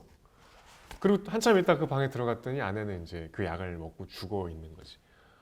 너무 슬펐어. 난 진짜 최근에 소설에 이렇게 슬픈 장면은 없었던 것 같아. 그래서 마지막에 조금 유치하지만 굉장히 우리가 봐도 이상하게 이 주인공의 취재를 도와준 이유가 그 얘기는 좀 마지막이니까 마지막에 할까? 뒤쪽에 하시죠. 그 얘기는 좀 진행이 제일 뒷부분이기 때문에. 너무 그게 슬펐어. 아내가. 아무튼 그 아내를 그렇게 보냈기 때문에 의사가 이제 때려치고 이제 이 탈북자나 이런 사람들이 이제 뭐 컨펌해주는 이 사람 북한 사람 맞아요 이거 해주는 그런 걸 하고 계신데 그러니까 로기아는 많이 도와줘요. 근데 만나가지고 막 필요 이상으로 도와주죠. 네. 행정적인 필요 이상으로 이제 공감을 하고 도와주죠. 그래서 로기아에 대해서 많이 알아. 그래서 이 작가가 가서 물어보니까 많이 알아. 로기아에 대해서 많이 아는데 이상하게 작가한테도 잘해줘. 근데 물론 뭐 젊은 여성 작가 오면 뭐 잘해주겠죠 기본적으로. 근데 이상하게 더 잘해줘. 근데 알고 보니까 이제 약간 제 와이프랑 좀 비슷하다고 좀 느꼈나 봐요. 그런 얘기를 뒤에 해. 근데 약간 그거 너무 고전적인 수법 아닙니까? 그래서 마지막 얘기 나중에 아니 하지 마. 근데 이런 얘기를 해요. 이 작가분이 아까 말한 대로 거의 메소드 연기에 가깝게 메소드 취재를 한단 말이에요. 내가 정말 메소드 취재. 내가 그 사람 입장에 가서 보고 그 시간에 그 방에 가서 살아보고 막 그런 걸 하잖아요. 보통 그런 거 이제 그 명탐정 코난에 누가 이제 막 좋아 범인은 여기서 이렇게 움직였겠지. 여기서 아마 이 사람 봤을 거야. 그리고 욕을 했겠지. 그리고 찔렀겠지. 뭘로 찔렀을까? 뭐 이렇게 이제 명탐정 코난에서 하지 않습니까? 그런 거 같이 이제 되게 깐깐하게 취재를 하는 거예요. 근데 시간이 되게 오래 걸리고 되게 열심히 하니까 이런 얘기를 해요. 가만히 김 작가를 보니 기완이를 만나는 것 자체보다 그 만남을 준비하는 것에 더 중시하는 것 같았소. 시간이 필요해 보였다 이 말이에요. 내가 틀린 겁니까? 이렇게 얘기를 해요. 지금 박은 만나는 과정 자체가 만남에 포함되는 거라고 말하고 있는 걸까? 어쨌든 그의 말이 틀린 건 아니다. 타인과의 만남이 의미가 있으려면 어떻게든 서로의 삶에 개입되는 순간이 있어야 할 것이다. 디졸브 돼야 된다는 거죠. 브리스에 와서 로의 자술서 일기를 읽고 그가 머물며 스쳐갔던 곳을 찾아다니는 동안 로기와는 이미 내 삶 속에 들어왔다. 그럼 이제 로에게도 나를 그 자신이 개입된 내 인생을 보여줘야 한다. 이런 얘기를 하는데 저는 약간 이걸 보면서 이 뭔가 인간을 만날 때의 예의의 어떤 기본 원칙 이런 생각이 좀 들었어요. 뭔가 내가 누군가에게 이런 거죠. 꼰대의 충고가 왜 충고로 안 들리냐? 왜 간섭으로 들리냐면 꼰대가 내 인생에 되게 잘 모른단 말이야. 넘겨짚는 거죠. 요즘 애들은 말이야. 요즘 것들은 말이야. MZ 애들은 말이야. 이런다는 거지. 내가 당신이 나의 삶에 대해 뭘 안다 이렇게 쉽게 말하냐. 적어도 조혜진 작가만큼 해봤냐 말이죠. 이 정도는 하고 나서 얘기를 해야 되는 거예요. 그러니까 이 작가의 어떤 예의의 레벨에 맞추려면 그 정도는 아니더라도 최소한 상대의 삶에 대해서 내가 처음 만나는 사람이건 뭐 좀 아는 친구 간에 이 사람에 대한 입장에 대한 정말 깊이 있는 이해를 하려는 노력을 정말 해야 뭐 얘기할 수 있는 자격이 생기는 게 아니냐. 계속 자격 얘기를 해요. 내가 로기아를 만난 자격이 될까요? 여러분 지금 한번 돌아보세요. 내가 이 친구에게 이런 말을 하는 자격이 있을까? 내가 이 조카한테, 내 자식한테, 내 아버지한테 이런 말을 할 자격이 있을까? 굉장히 그 자격을 얻기 위해 스스로 그 기준을 맞추기 위해서 굉장히 노력을 많이 합니다. 왜? 나는 예전에 그런 자격도 없으면서 상대의 고통에 대해서 쉽게 만드는 프로그램을 계속 만들었거든. 그게 얼마나 거짓된 껍데기였는지 알았거든. 심지어 사고도 쳤지. 그래서. 사고도 쳤거든. 그에 대해서 쉽게 생각하다가. 전 그게 되게 잘 아다리가 잘 맞는 그런 관계에 대한 소설이어서 그러니까 돌아보게 되잖아. 나를 돌아보게 되고 재밌었어요. 그래서 이제 로기아는 어떻게 돼요? 그래서 여러분 왜 근데 이렇게 긴 시간을 준비했냐라는 거에 대해서 좀 얘기하고 싶은 게 있는 게 우리가 취재할 때 그러거든요. 누군가를 취재할 때 그걸 이제 뭐라고 하지? 주변 취재? 주변 취재라고 하나? 그걸 외곽 취재. 외곽 취재. 외곽이라는 외곽. 이상한 말이지. 외곽 취재라고 해요. 외곽 취재를 다 한 다음에 딱 들어간다고 얘기를 하거든요. 외곽 취재를 충분히 하시는 그런 분인 것 같아요. 근데 아까 이제 로기안이 어디까지 갔냐면 이제 박을 만나는 데까지 왔어요. 어떻게 돼요? 그래서 이제 그 전에 그거 너무 궁금해하니까 여러분들 그만 좀 끌어라 이 새끼들아 그랬을 것 같아. 그 부분 얘기할게요. 로를 만나러 가 작가가 그 못 타고 가. 런던 살아요. 아니, 그러니까 로기안은. 로기안이 왜 런던 사냐고. 로기안 왜냐면 여자를 만나. 로기안에게도 탈북자에게도 순정이 있다 이거야. 네가 나의 순정을 무시하면 그거 아닌가? 깡패가 되는 거예요. 그거 아니야. 그거 아니고 그 탈북을 한 상태에서 난민인 상태에서 사랑은 있다. 그러니까 로기안이 박의 도움으로 난민의 지위를 이제 거의 얻을 수 있는 지경까지 왔어요. 얻었지. 그러니까 심사하는데 대기하는 수용소가 있는데 거기는 좀 좋은가 봐. 그러니까 거기는 좀 이제 다 난민들이니까. 그러니까 로기안은 지금까지는 오늘 하루를 어떻게 버틸까 이런 삶이었거든. 화장실에서 자는 삶 그러니까. 상상해 보셨습니까?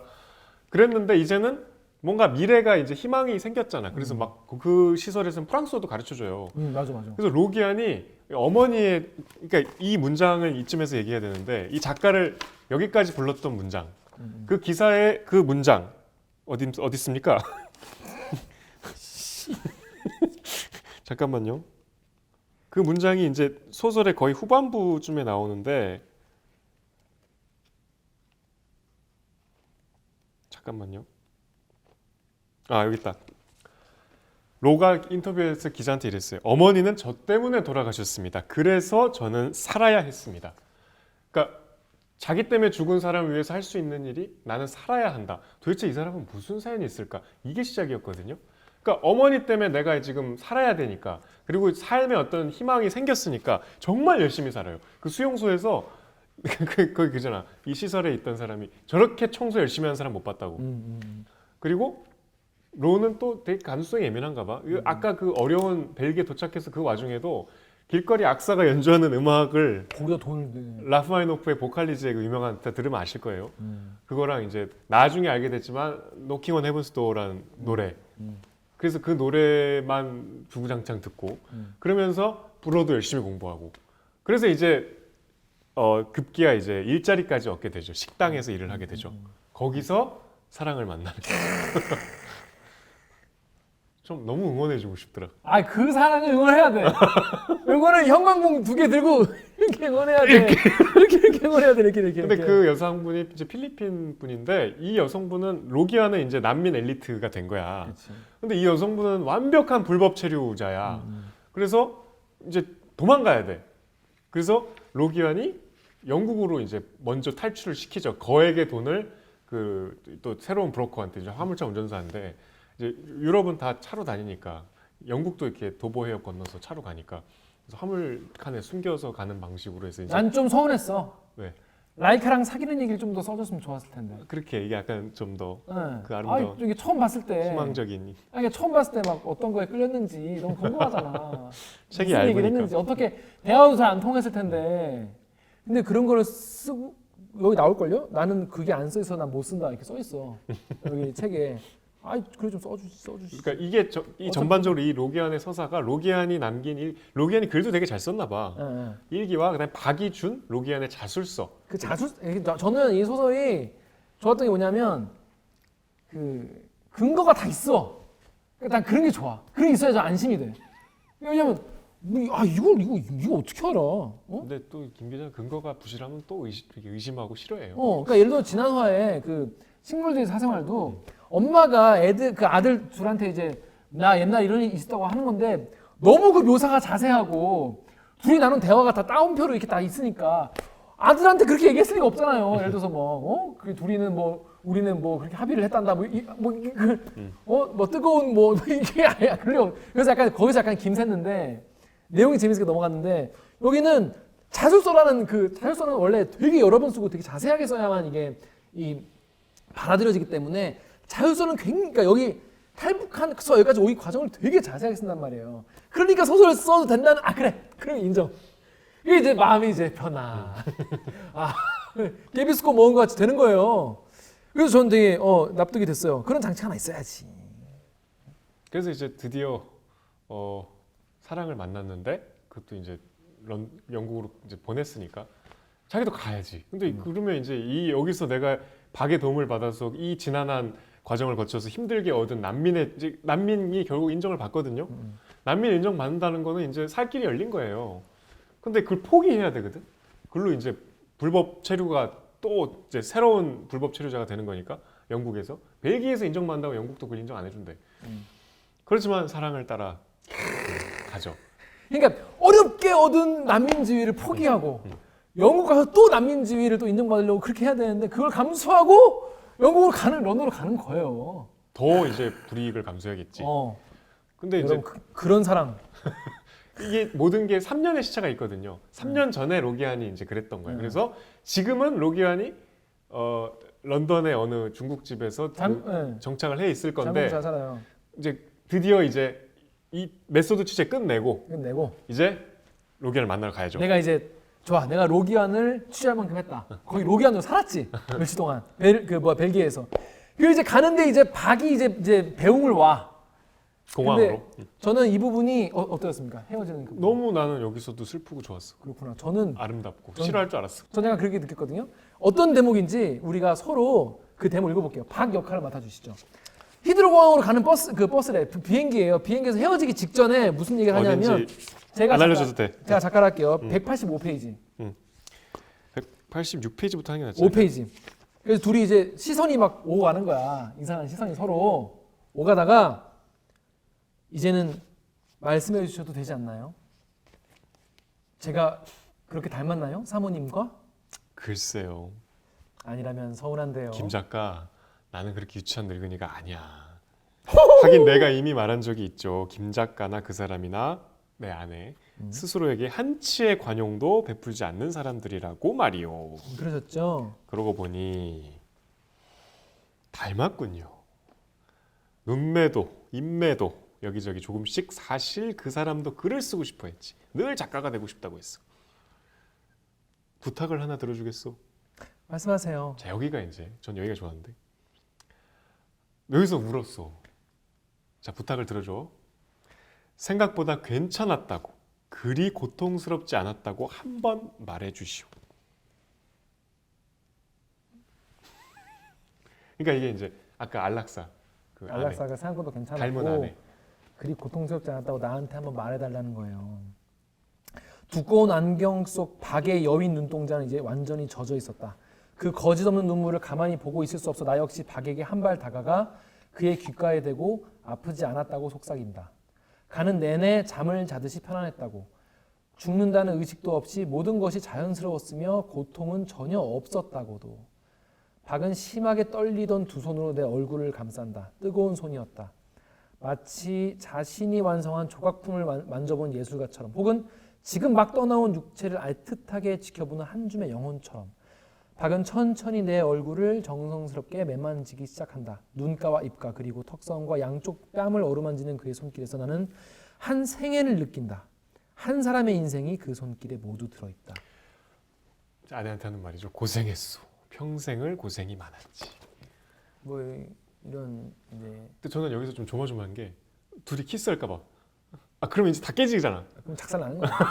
제발 했는데 다행히 그러지 않았어. 아니 그러자. 근데 저는 이제 읽으면서 그런 불안감을 계속 느꼈는데 왜 박이 왜 자꾸 집에 들어오지? 막 이러고 있잖아요. 그렇지. 왜 집에 안 가지 이 사람? 뭐. 근데 이제 그러니까 자기 집을 빌려줬을지언정 여자 혼자 사는 공간인데 자꾸 근데 들어와서 와인을 마셔. 그건 약간 주거침입인데 내 집도 아니니까 뭐라 할 수도 없잖아. 그래서 내 집이 아니고 저 사람 집이야. 저 사람 집이니까 뭐라 할 수도 없는데 좀 무례한 거잖아요. 사실 내가 뭐 집에 무슨 속옷을 넣어놓을 수도 있고. 근데 작가님이 본인 이야기일 수도 있기 때문에 그런 뭐랄까 그런 건 없지 않을까? 뭐 그런 약간 그 보험을 들어놓고 읽었어요. 박은 어쨌든 좀 제가 보기엔 가상의 인물 같습니다. 그래서 이제 끌어안고 한참 있다가 됐어 이제 하면서 끌어안고 한참 있다가 됐어 이제 하고 보내줘요. 됐어. 그리고 보내주는데 나는 내가 감정이 메말랐나 봐. 나는 좀 약간 없어도 되는. 난 좀 그랬는데 정 작가는 정혁 기자는 어땠어요? 왜 좋았어요 그 부분이? 이거 역시 공감의 갈증이잖아요. 내 아내가 얼마나 힘들었을까.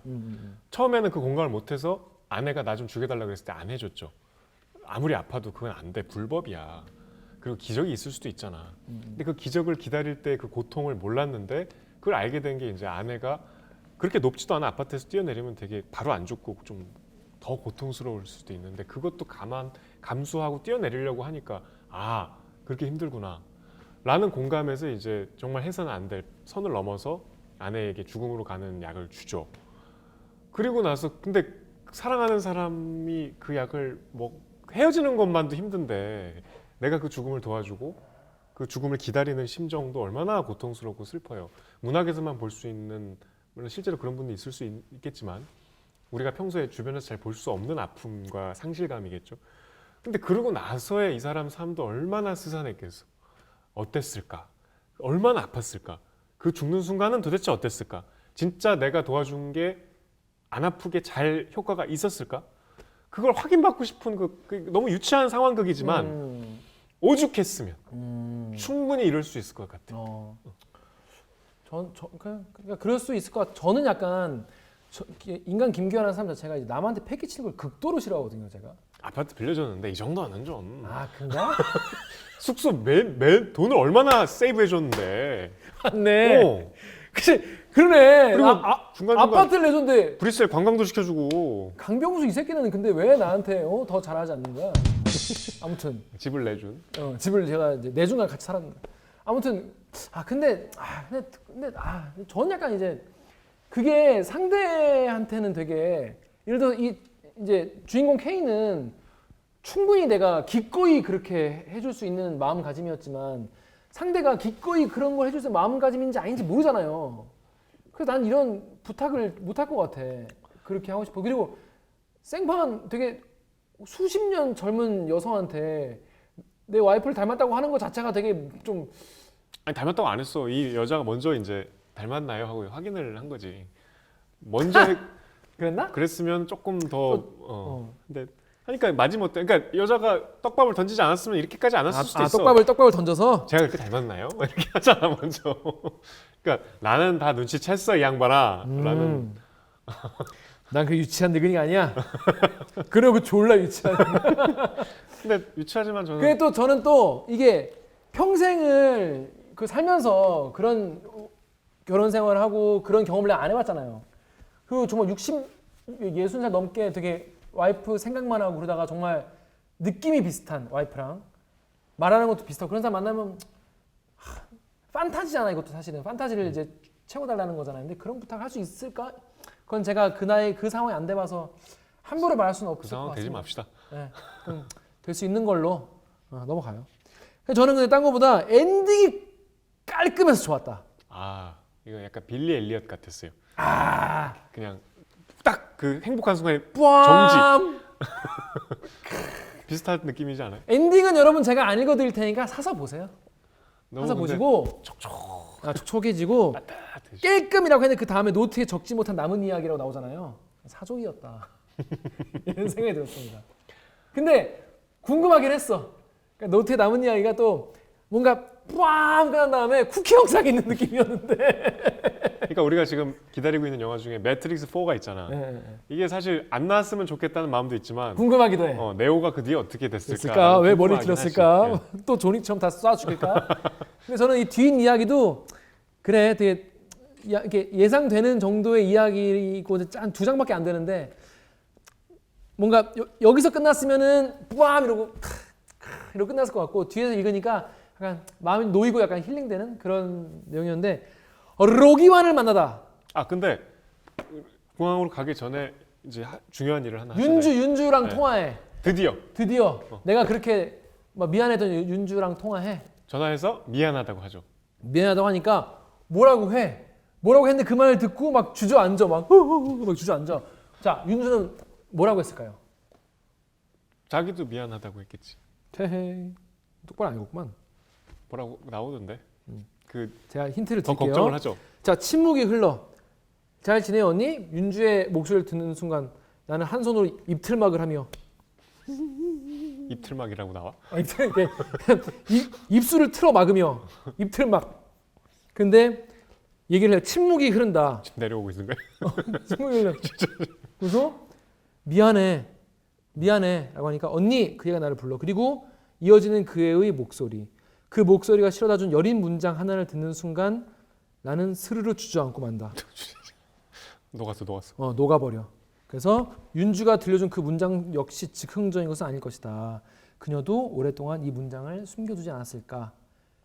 그러니까 그 와중에서 애가 언니 내가 방금 한 말 들었어요? 여보세요? 정말 듣고 있는 거예요? 막 그렇게 얘기를 나와요. 뭐라고 했을까요? 거기 힌트가 나오는데 제 생각이 잘 안 나네. 그다음에 윤주가 막 윤주도 울어. 윤주도 이제 내가 얼마나 미안했는지 아니까. 읽어보시면 나옵니다. 자, 여러분 직접 돈 주고 읽어. 돈 주고 13,000원 주고 읽으시란 말이에요. 이거. 너무 훌륭한 소설 아닙니까? 아, 저는 너무 훌륭한 소설인 것 같아요. 네. 아니 이제 공감의 노력, 그 선한 마음들, 그래야 근데 그걸 가져야 한다는 사실은 약간 교훈.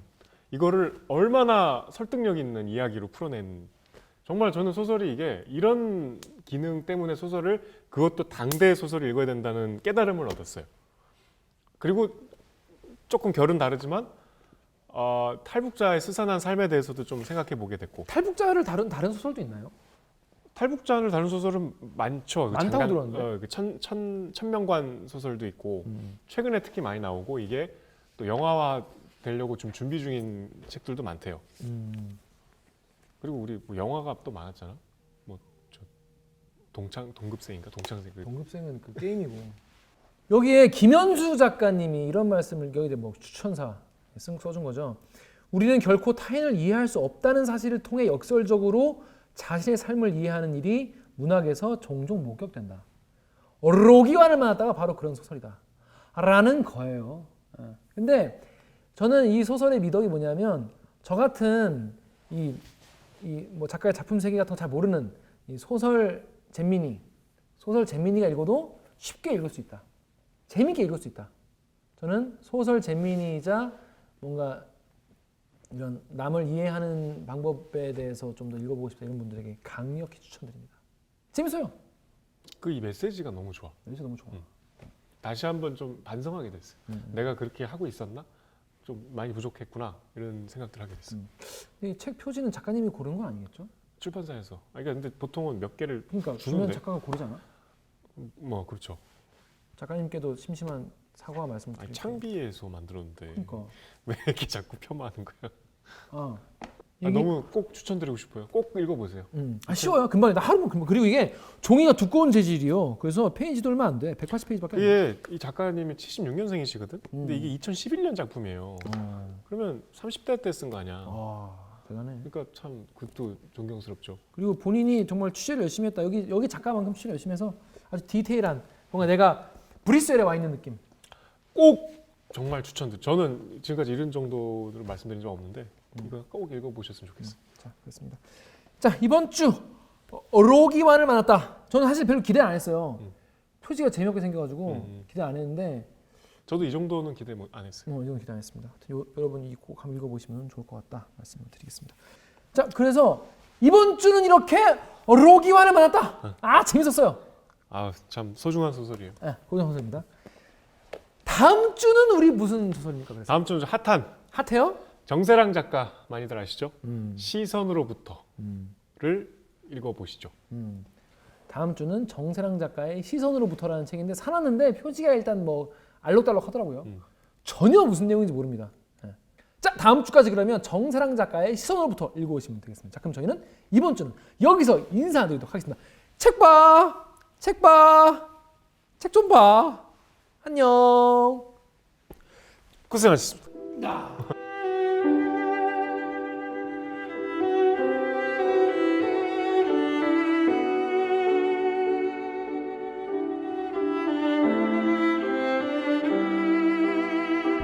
제가 2009년 가을부터 2010년 여름 정도까지 폴란드에서 한국어 강사를 했었어요.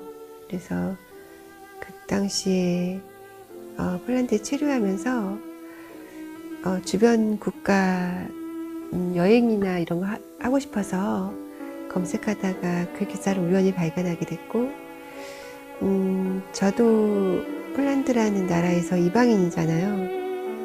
그런데 저한테는 합법적인 신분증이 있고 돌아가야 할 나라가 있는데, 그 기사 속 탈북인 난민 지위를 받고 싶어하는 그 탈북인에게는 신분증도 없고 돌아갈 조국도 없고, 또 최소한의 어떤 의사소통할 수 있는 어떤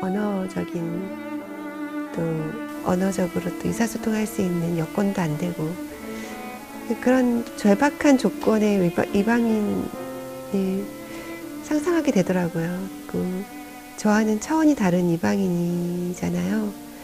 그래서 그런지 몰라도 좀 기사로만 접한 사람인데도 애틋한 마음이 생기면서 좀 더 알고 싶었어요. 그래서 그 기사를 쓰신 분한테 이메일을 쓰고 무작정 찾아갔던 기억이 나요. 이름은 이제 북한 사람이라는 거를 드러낼 수 있는 이름이면 좋겠다 이런 생각을 하면서 사실 뭐 특별한 계기 없이 지었어요. 네. 작가님이 직접. 네. 아마 로기안을 만나기까지 마음의 준비가 필요했을 거라고 생각해요. 김 작가에게는 로기안이 처음에는 이니셜 L에 불과했지만 기사 속의 한 사람. 그렇지만 그가 남긴 일기를 보고 그를 추적해 가면서 그에게서 자신을 보기도 하고 자신의 잘못일 수도 있고 실수일 수도 있는 어떤 행동으로 누군가를 또 아프게 한 적이 있잖아요. 이런 그 사람에 대한 미안함을 대신 느끼기도 하고 어떤 복합적인 의미로 다가왔고 무엇보다 조금씩 살아있는 사람으로 또 구체적인 삶을 살아가는 살아있는 정말 생동하는 그런 한 사람으로 다가왔을 거예요. 그래서 아마 그를 만나기 전까지 자기 안에서 로기안의 자기와 로기안의 삶과 자신의 삶에서 어떤 비슷했던 어떤 지점들을 확인하고 그리고 또 한 구체적인 인생을 살아가는 한 사람으로서의 로기안이 느끼고 이런 과정이 필요했을 거라고 생각해요. 저에게도 이 소설이 세 번째 소설이거든요. 비교적 등단 초기에 아주 초기는 아니지만 예. 그 전에 습작 시절도 그렇고 등단 직후도 그렇고 좀 폐쇄적인 인물을 많이 썼고 좀 절망하면서 끝나는 소설이 좀 많았어요. 근데 저는 그 당시에는 그것이 문학적이라고 생각했을 거예요. 근데 저한테도 이 소설을 쓰면서 저에게도 좀 변화가 있었죠. 하나 기점 같은 작품이에요. 그래서 말씀하신 것처럼 빛으로 나아가는 그런 과정. 어쩌면 그 시작일 수도 있었을 것 같아요. 그래서 소설을 물론 읽으시는 분들도 소설을 배우고 공부하고 그러면서도 알게 되거든요.